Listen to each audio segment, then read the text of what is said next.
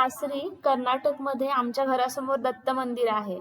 तर त्या मंदिरामध्ये दरवर्षी पौर्णिमेला प्रसाद असतो. त्यामध्ये ही जी खीर आहे किंवा लापशी म्हणतात किंवा सुजी म्हणतात आमच्या तिकडे. तर हे बनवतात. तर त्याच्यासाठी आपण 4 चमचे तूप घेतलेलं आहे आणि प्रेशर कुकरमध्ये बनवायचे आहे आपल्याला.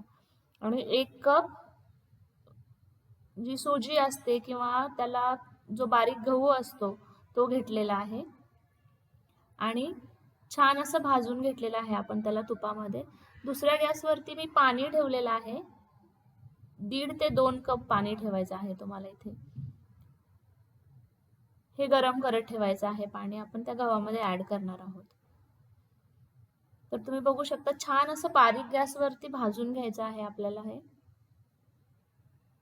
ब्राऊन कलर येईपर्यंत, अगदी चॉकलेटी कलर येईपर्यंत.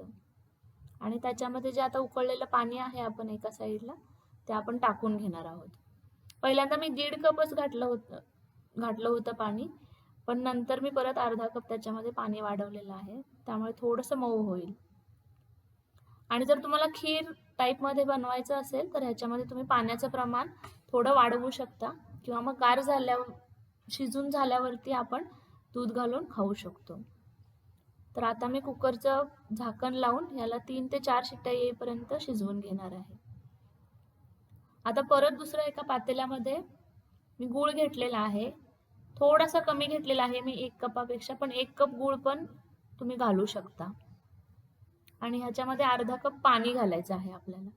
आणि ह्याचा काही पाक वगैरे करायला लागणार नाहीये.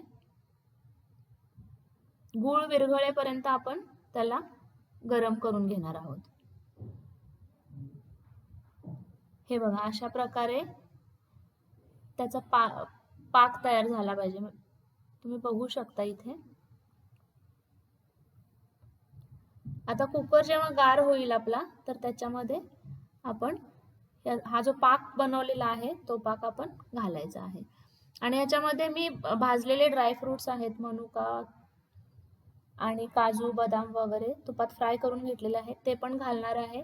प्लस थोडंसं खोबरं किसून घेऊ शकता किंवा काप करून, आणि बडीशेप. ह्याच्यामुळे खूप छान वास येतो याला. हे बघा हे खूप छान अशा प्रकारे शिजलेलं आहे. जसं मी सांगितलं थोडंसं आम्ही घट्टसर बनवलेलं आहे, म्हणजे एकदम सुकं सुकं. त्याच्यामध्ये थोडंसं पाण्याचं प्रमाण वाढवलं की खीर पण ह्याची बनते आणि दूध घालून खायला खूपच छान लागते. तर हे ड्रायफ्रुट्स भाजलेले आहेत तुपामध्ये ते घालून घेऊया आपण.